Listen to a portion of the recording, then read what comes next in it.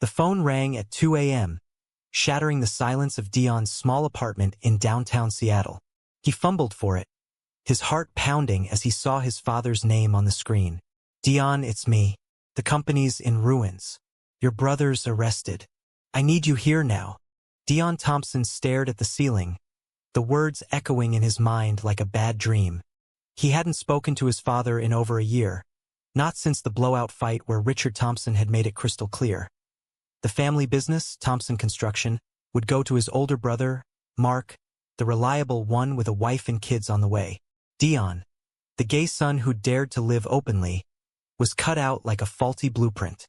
But now, with Mark facing embezzlement charges that could tank the entire empire, Dad was calling him? The irony burned like acid. By dawn, Dion was on a flight to Boston, where the family headquarters loomed over the skyline like a judgmental giant. He hadn't set foot in the city since college, fleeing the suffocating expectations of a conservative Irish-American clan that valued tradition over truth. His mind raced through memories. The awkward family dinners where his sexuality was the elephant in the room, the whispered judgments from aunts and uncles, and the day he came out at 18, only to be met with his father's stony silence and his mother's tearful pleas to reconsider. Mark, ever the golden boy, had smirked and said, "Just don't make it a thing, bro." Landing at Logan Airport, Dion rented a car and drove straight to the family home in the suburbs, a sprawling colonial that screamed old money. His father opened the door, looking a decade older than his 65 years, lines etched deep from stress. "Son," Richard said, voice cracking, "thank God you're here. No hug, no warmth, just desperation." Inside, the living room was a war zone of scattered papers, news clippings about the scandal blaring on the TV. Mark had allegedly siphoned millions into offshore accounts, bribing officials for contracts. The feds were involved. Clients were jumping ship. Dion sat down, forcing calm. "Why me, Dad? You said I wasn't cut out for this. Remember? Business needs a steady hand, not distractions." Richard winced, rubbing his temples. "I was wrong, Mark. He fooled us all. But you've built your own thing out west. That tech startup of yours, it's thriving. You understand numbers, people. Save us, Dion. For the family." The plea hung heavy. Dion's startup, a software firm specializing in construction management apps, was indeed successful, born from his passion for the industry despite being exiled from it. But returning meant facing everything he'd escaped. The homophobic board members, the judgmental relatives, and worst of all, his own buried resentment. As he pored over the financials that night, the weight settled in. This wasn't just business. It was a test of loyalty, forgiveness, and identity. Meanwhile, across town in a cozy apartment, Jamie Ruiz paced the floor, phone in hand. Dion's boyfriend of 3 years, a graphic designer with a fiery spirit, had urged him not to go. "They don't deserve you, babe. They hurt you." But Dion had insisted. "It's family." Jamie knew the stories, the rejection, the pain. He loved Dion for his resilience, the way he turned wounds into drive. Their relationship was a sanctuary, built on late-night talks and shared dreams, far from the Thompson drama. Yet now, with Dion back east, Jamie felt the first cracks of doubt. Would this pull Dion back into the closet he'd fought so hard to leave? Back at the house, Dion confronted his mother, Elena, in the kitchen. She hugged him tightly, whispering, "We've missed you so much." But her eyes betrayed the old discomfort. "Mark's wife is devastated. The kids." Dion cut her off gently. "Mom, this isn't about pity. If I help, it's on my terms." She nodded, but he saw the flicker. Would he bring Jamie? Expose the family to that lifestyle amid the crisis? The unspoken question fueled his inner turmoil. Why did saving the business feel like betraying himself? As days blurred, Dion dove into the mess. Meetings with lawyers revealed the depth. Mark had gambled company funds on risky ventures, covering tracks with falsified reports. The board, loyal to Richard, was fracturing. One member, old-timer Bill Hargrove, pulled Dion aside. "Your father's counting on you, kid. But let's be real. Some folks here won't take kindly to Well, the veiled homophobia stung, reminding Dion why he'd left. Yet, ignoring it meant complicity. Challenging it risked everything. That night, Dion called Jamie. "It's worse than I thought. Dad's begging, but the prejudice is still there." Jamie's voice was steady. "Then make them face it, or walk away. You're worth more than their approval." The words ignited a spark. Dion hung up, staring at the family photos lining the walls, smiling faces hiding fractures. He had a choice: rebuild on their terms or force change. But at what cost? The next morning, Richard outlined the plan. Dion would step in as interim CEO, stabilize finances, negotiate with investigators. "Prove you're the better man," his father said. Dion met his gaze. "I am the better man, Dad. But not because I'm straight or gay, because I'm honest." Richard looked away, the first crack in his armor. As Dion signed on, the tension mounted. Little did he know, Mark was plotting from jail, and the scandal's roots ran deeper, threatening to unearth family secrets that could destroy them all. Dion's first day at Thompson Construction headquarters was a gauntlet. Employees whispered as he walked the halls. The prodigal son returned under duress. In the boardroom, faces turned stony when he introduced himself not just as Richard's son, but as a leader with fresh ideas. "We'll turn this around," he declared. "But transparency is key. No more secrets." Bill Hargrove snorted. "Easy to say when you're not the one who's been here grinding." The subtext was clear. The gay outsider didn't belong. Richard watched from the head of the table, pride mixed with unease. He'd built the company from a small contracting firm into a multimillion-dollar operation, priding himself on family values. Passing it to Mark had seemed logical. Mark, with his football hero past and picture-perfect marriage. Dion's coming out had shattered that illusion, forcing Richard to confront his own biases, rooted in a strict Catholic upbringing. Now, with Mark in cuffs, Richard's world crumbled. Begging Dion had been humiliating but necessary. Yet, as Dion outlined reforms, audits, ethical training, he wondered if he'd unleashed a force he couldn't control. Dion buried himself in work, uncovering more rot. Mark hadn't acted alone. A network of shady deals involved suppliers and even a city councilman. One evening, sifting through emails, Dion found messages hinting at his brother's double life. Extramarital affairs, gambling debts. It humanized Mark, but also enraged him.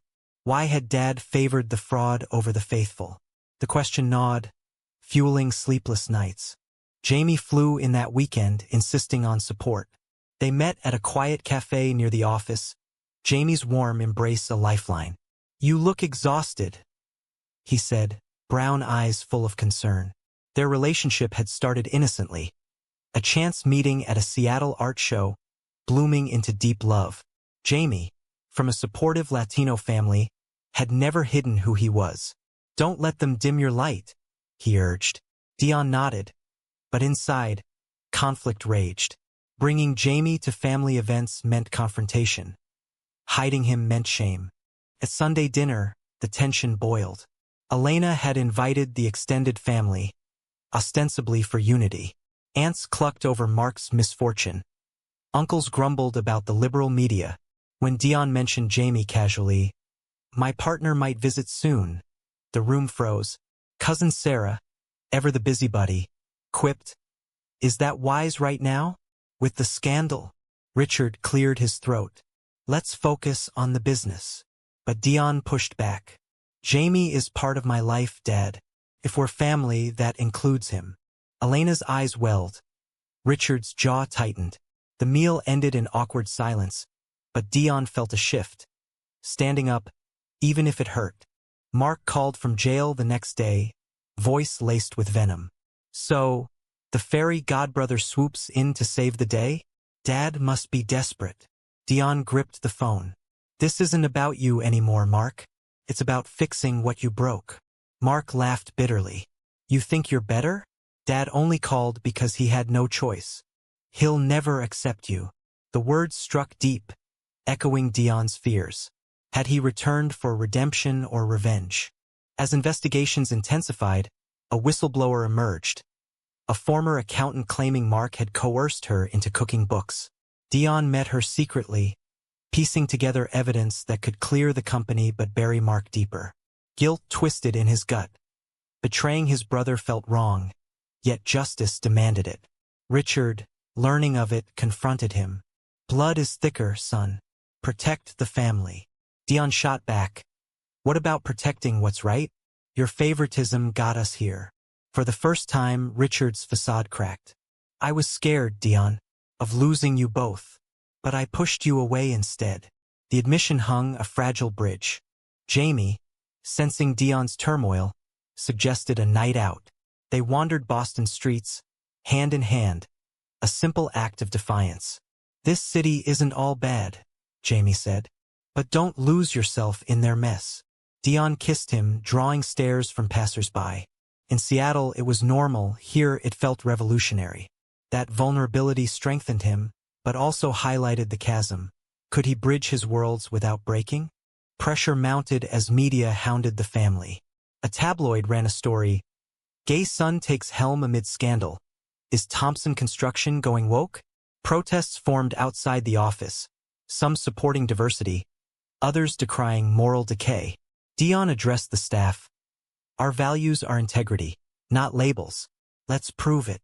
Applause was tepid, but a few nods encouraged him. Yet, internally, doubt festered. Was he equipped for this war? One night, alone in the office, Dion uncovered a bombshell. Emails showing Richard had known about Mark's shady deals months ago. Turning a blind eye, the betrayal hit like a sledgehammer. Confrontation loomed, threatening to shatter the fragile alliance.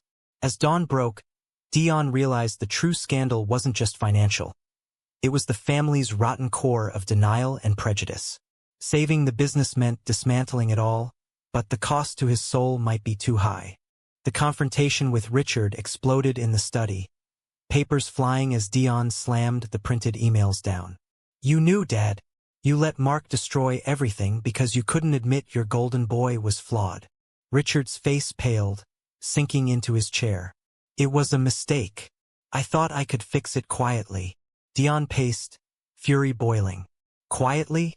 Like you quietly disowned me? This isn't just business. It's hypocrisy."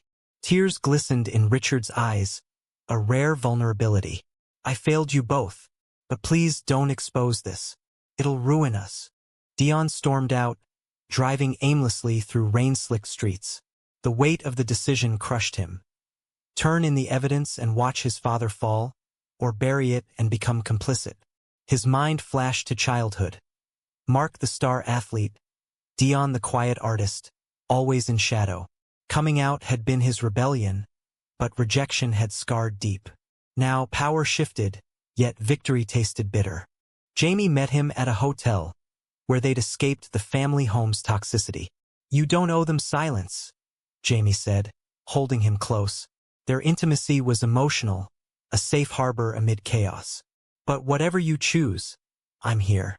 Dion confided the dilemma, wrestling with ethics. "If I protect Dad, I'm no better than Mark. But destroying him, am I that vengeful?" Jamie's insight cut sharp. "It's not vengeance.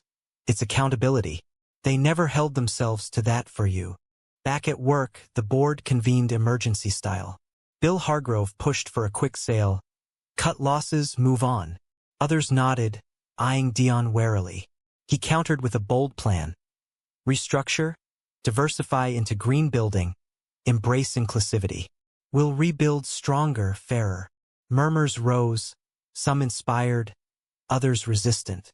One director, a younger woman named Lisa, spoke up. "I support it. Times are changing." Her allyship buoyed him, a glimmer amid gloom. Mark's trial loomed, subpoenaing family.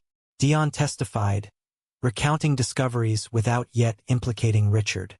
On the stand, under cross-examination, the prosecutor probed, "Did your father know?" Dion hesitated, sweat beading. "Not to my full knowledge at the time." The lie protected but eroded his integrity. Mark glared from the defense table, a mix of hatred and plea. Post-hearing, Mark's wife, Sarah, cornered Dion. "You're enjoying this, aren't you? taking his place. Her words stung. She knew nothing of his pain. "I'm saving what he wrecked," Dion replied, but doubt crept in. "Was he?" Elena pulled him aside later, voice trembling. "Your father had a mild heart scare last night." The stress, guilt surged. Had his aggression pushed too far? She continued, "He loves you, Dion, in his way." But his way had meant conditional acceptance, praising Mark's heteronormative life while sidelining Dion's. "Love shouldn't hurt like this, Mom." She hugged him, whispering, "Then teach us better." As CEO, Dion implemented changes, diversity training, partnerships with LGBTQ+ organizations. Pushback came swift. Clients threatened pullouts, citing politics. One major contractor emailed, "We do business, not agendas." Dion fired back in a company-wide memo. "Integrity includes everyone." Support trickled in, employees shared stories, one coming out inspired by him. Yet, isolation gnawed. Jamie returned to Seattle for work, leaving Dion adrift. A late-night call from an anonymous source revealed more. Richard had covered for Mark to preserve the family image, fearing Dion's sexuality would already tarnish it. The revelation shattered remaining illusions. Dion confronted Richard again, this time calmly. "It was always about appearances, wasn't it? Mark fit the mold." "I didn't." Richard broke down. "I was wrong, scared of what people would say. But seeing you now, you're the leader we needed." Apology mingled with regret, but healing felt distant. Jamie visited again, sensing the toll. They walked along the Charles River, discussing futures. "If this breaks you, we leave," Jamie said. Dion nodded, but ambition stirred. Transforming the company could be his legacy. Proving gay men could lead without compromise. Yet whispers of sabotage emerged. Leaked documents, perhaps from inside. Paranoia set in. Who could he trust? The climax built as feds raided the office, tipped off about Richard's involvement. Chaos ensued, files seized, employees questioned. Dion cooperated, handing over evidence he'd agonized over. Richard was arrested, bail set high. Visiting him in holding, Dion saw a broken man. "Why?" Richard asked. "For truth, Dad. The same you denied me." Tears flowed. Forgiveness hovered, unclaimed. The scandal escalated, headlines screaming, "Family betrayal."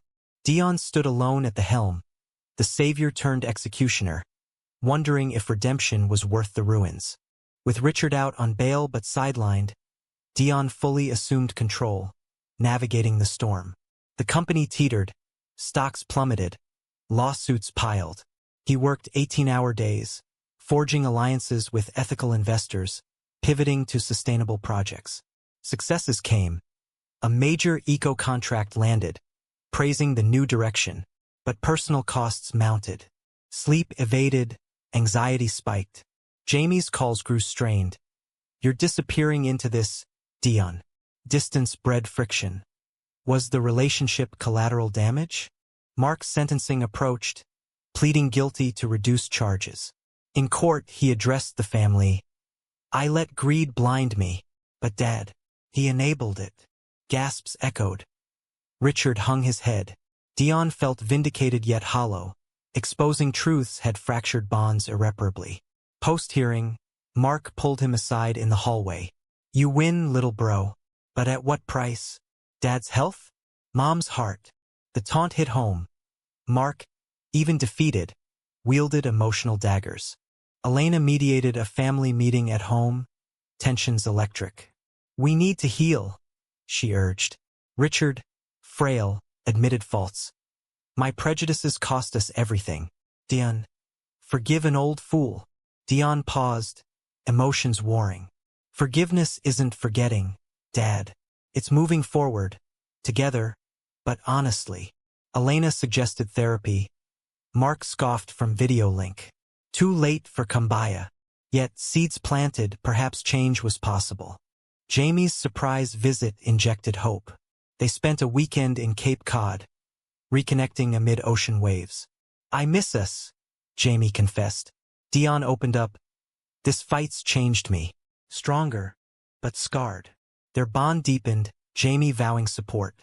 "We'll face it as a team." Introducing Jamie to the family loomed. Dion proposed a dinner. "Time to show them who I am." Jamie agreed, nerves evident. The dinner was a powder keg. Relatives gathered, curiosity veiled as judgment. Jamie charmed with stories, but questions veered invasive. "So, how did you two meet?" Aunt Maureen quipped. "In my day, we didn't flaunt it." Dion interjected. "We're not flaunting, we're living." Richard defended. "Enough." Jamie's welcome. A milestone, but Elena's forced smile betrayed unease. As dessert ended, Bill Hargrove crashed, updating on business. "Some board members want you out, Dion. Too much change." The ambush fueled paranoia. Who leaked the invite? Betrayal confirmed. Lisa, the ally, confessed under pressure. She'd been feeding info to holdouts fearing woke overhaul. Dion fired her, but trust eroded. Isolation peaked. Even Jamie questioned, "Is this worth it? We could start fresh elsewhere." Temptation tugged. Abandon the toxic legacy. But quitting meant letting prejudice win. Richard's health declined, hospitalized with chest pains.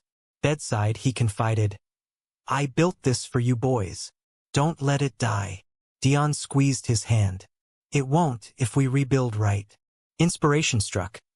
Merge with Dion's startup, blending tech and tradition. Proposals flew. Investors bit. But Mark, released on probation, opposed vehemently. "You're erasing our history." A heated call ensued. History of lies? No thanks. Sibling rift widened, perhaps permanently.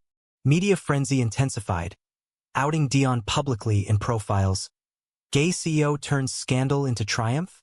Support poured from LGBTQ plus communities. Hate mail countered. One threat letter shook him. "Fags don't belong in construction." Security tightened. Fear crept. Jamie insisted, "Come home to Seattle." But Dion persisted, driven by defiance. A pivotal board vote loomed. Approve the merger or oust Dion. He prepared tirelessly, rallying supporters. Night before, Richard endorsed publicly, "My son's the future." The gesture mended slivers, but stakes soared. As votes tallied, tension choked the room.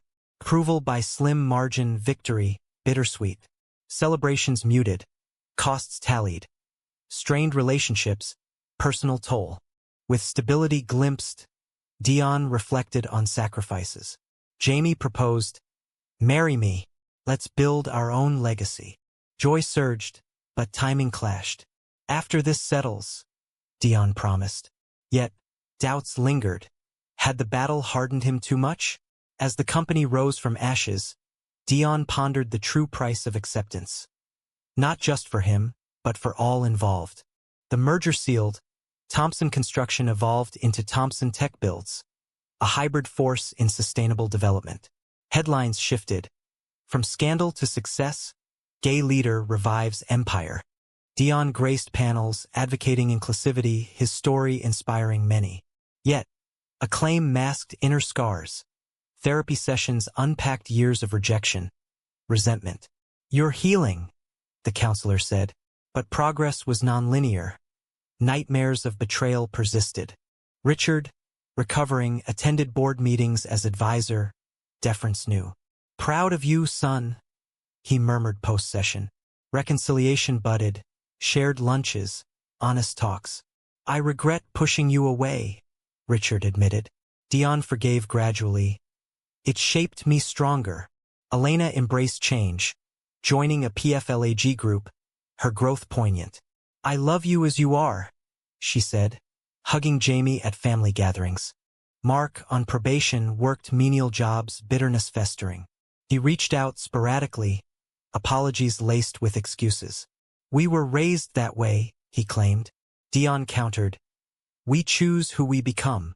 A tentative truce formed, holiday visits, civil chats. But full trust? Elusive. Mark's family splintered. Divorce loomed, kids caught in crossfire. Dion offered help. For the nieces, compassion trumped grudge, a moral victory. Jamie and Dion's wedding planning infused joy. Seattle ceremony envisioned friends, family blending coasts. Invites extended, responses varied. Aunt Maureen declined politely, others attended warily. The event symbolized triumph. Vows exchanged under sunny skies, Richard toasting to love in all forms.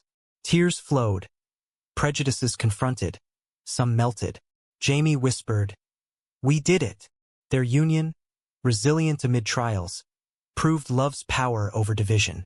Business thrived, but challenges persisted. A competitor sued, alleging stolen tech, echoes of old scandals. Dion navigated deftly, emerging unscathed. Employees flourished under inclusive policies. Turnover dropped, innovation soared. One mentee, a young queer engineer, confided, "You showed me it's possible." Legacy solidified not just profits but progress. Yet personal reckonings lingered. Jamie's career suffered from relocations. Resentment simmered. "I supported you. Now what about us?" A fight erupted. "I sacrificed too." Compromise followed. Relocate headquarters westward. Balance life. The move symbolized evolution, from Boston's rigidity to Seattle's openness. Richard's final health scare united them. Hospital vigil prompted reflections. "Life's short," Richard rasped. "Choose happiness." Post-recovery, he retired fully, gifting shares equally, amends made. Mark accepted grudgingly, Dion graciously. Family dynamics shifted. Holidays inclusive, Jamie family. But shadows remained. Societal biases echoed in microaggressions, reminders of broader fights. As years passed, Dion authored a memoir, Building Bridges, from rejection to redemption, sparking debates on family, identity, business ethics. Tours drew crowds. Questions probed. Was exposing your father right? Dion pondered morality's gray areas. The book ended open-ended, mirroring life. In quiet moments, Dion and Jamie built their world. Adopting a child, fostering acceptance. Trials forged unbreakable bonds, but questions haunted. Had the pain been necessary? Society evolved slowly. Personal battles raged on. Dion's journey illuminated paths for others, a beacon amid darkness. Ultimately, the story of the Thompsons wasn't just survival, it was transformation, wrought through conflict, choice, consequence. But one lingering query demands reflection. Was Dion's decision to expose his family's secrets a heroic act of justice, or a selfish bid for personal vindication?